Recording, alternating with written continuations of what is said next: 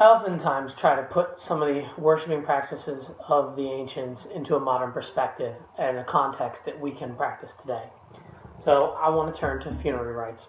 We know a lot about Viking Age funerals. We've seen the reports of Ben Faden about the Viking chieftain. And of course, those are wild tales, including human sacrifice and sex rites, and we cannot practice them in today's world. There are other aspects we can practice. Now, we know a lot about Viking Age burials in Scandinavia. The Iron Age burials were often in grave barrows or grave mounds, and they were cremated. It's a common misconception to think the bodies were buried wholly in the grave mounds, but that type of inhumation burial was only widely practiced after the influx of Christian concepts. So if you look prior, people would be buried in the grave barrows in ash. Now, the ash was produced at a funeral pyre, and oftentimes effects of the person, jewelry, or other aspects would be burnt with them or buried with them. Now we can turn to some of the other rites, one of which is inheritance or funeral ale, and this is something that we can practice today. About a week, or actually 7 days after the person would die in Iron Age Scandinavia, those who would claim inheritance or those who had a close relationship would get together and celebrate the life of the deceased. Now, there was something called funeral ale that would have been brewed up prior to the celebration, or just something purchased or given a special rite, makes consecrated for this event. And everybody would get around and feast, and they would have funeral ale. And those who would claim inheritance would then claim inheritance. Now, oftentimes, as was with most patriarchal societies at the time, it would go to the oldest son.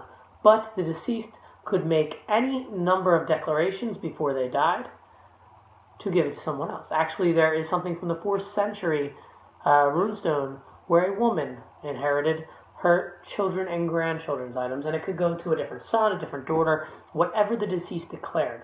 But this is a practice to celebrate and drink to the memory 7 days after the deceased. And it's something that I like to take in part in my daily life and worship, is if I lose somebody, then 7 days after they die, we hold a feast or benefit in their memory.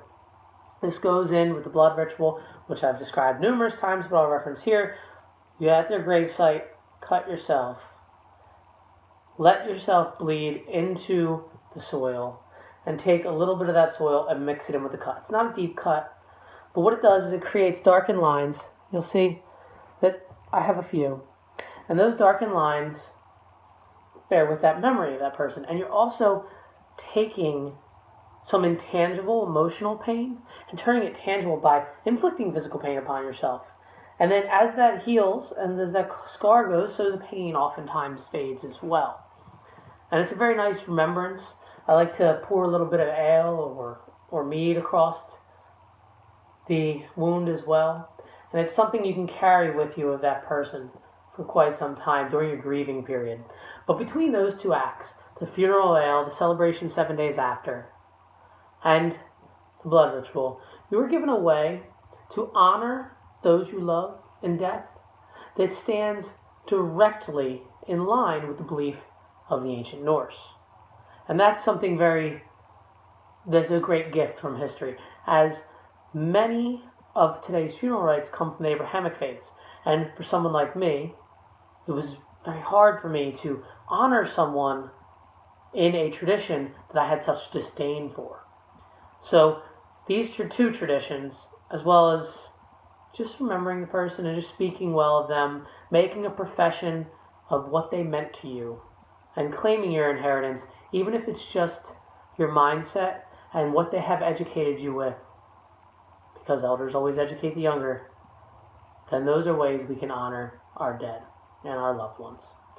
Hope this helps and gives you another avenue to incorporate the old ways into your daily life.